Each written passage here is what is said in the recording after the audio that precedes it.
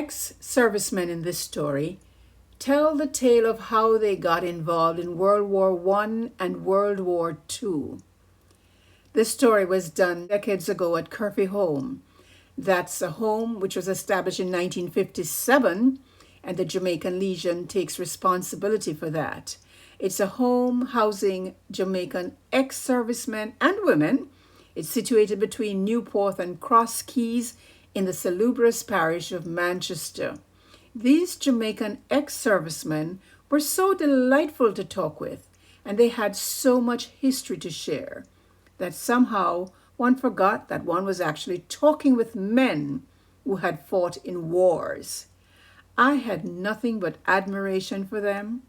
I felt we were fortunate to hear their stories of heroism, not only as war veterans, but Jamaican war veterans who fought in World War I and World War II and lived to tell their stories, thus sharing a personal history of a well-known event. Mr. Hughes, you are a World War veteran. I served in World War I in 4 countries: Egypt, France, Italy, Belgium.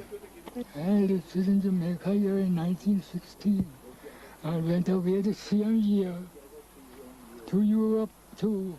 I landed first in Egypt, and we underwent complete training there, fired course and everything. I was not wounded or anything. I got shell shock. The shell fall near me, and the whole head went topsy-turvy. When I regained my consciousness, I was in the hospital. See, when I regained consciousness, I was in the hospital. I came here in France. This is for service in France, and this is for England.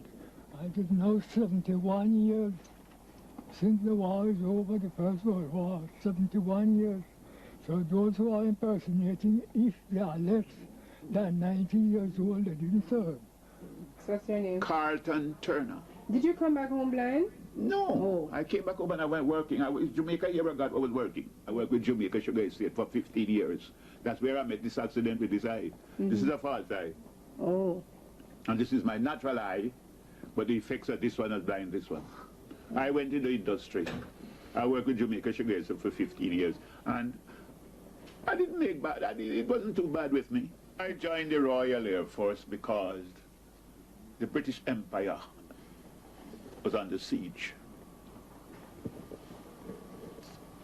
Churchill, who was a very great man, he advertised, it was in the Gleaner one day, I saw it in the Gleaner, that England is in trouble, the British Empire is in trouble, and we need men from the empire to save the empire. If you fight and win, this was his statement.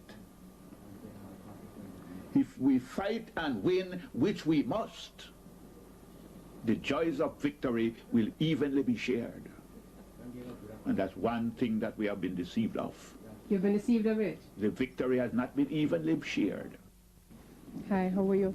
Fine, thank you. You can tell me your name, please? Edward Hunter. Let me just put your hat on. Right. Now, Mr. Hunter, which war did you fight in? World War II. I was in the Canadian Merchant Navy first, you know, on the SS Moira, flying between Canada, Jamaica, St. John's, New Brunswick, Halifax, Nova Scotia, Cuba, Jamaica, back up with sugar, down in codfish, flour, mackerel, etc. Then I left it and joined the Air Force as a radar operator, stationed all over England.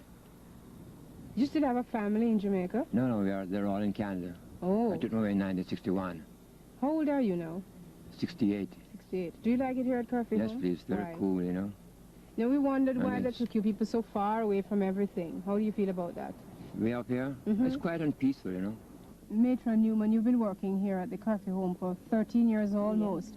What do you have to do on a day-to-day basis with it? You have 27 ex-servicemen here, 8 of them who served in World War I, some are bedridden and so on. What do you have to do on a day-to-day basis? Yeah.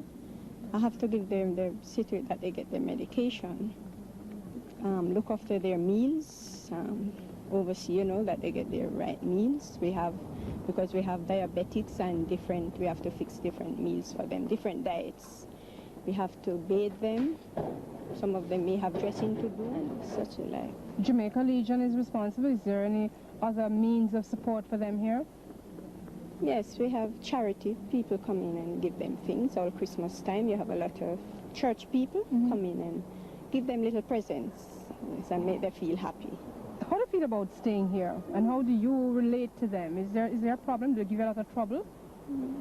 Not much.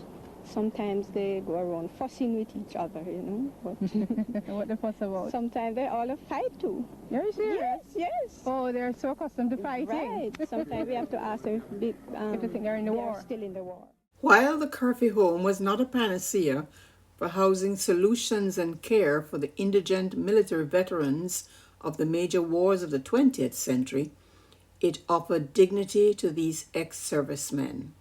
The home still exists in cool Manchester, with many more people now aware of its existence, offering help in various forms over the years to our military heroes who have fallen on hard times.